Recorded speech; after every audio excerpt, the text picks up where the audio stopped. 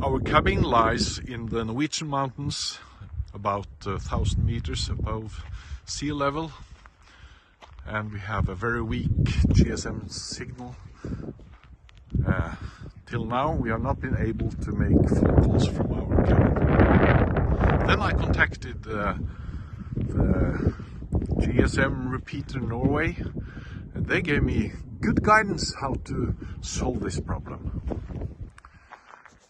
I bought the equipment on the internet, got it in a package to my house at home, and now I have mounted it, the antenna, on a rod up here above the cabin, and then I stretched the cable inside the cabin, mounted the equipment inside.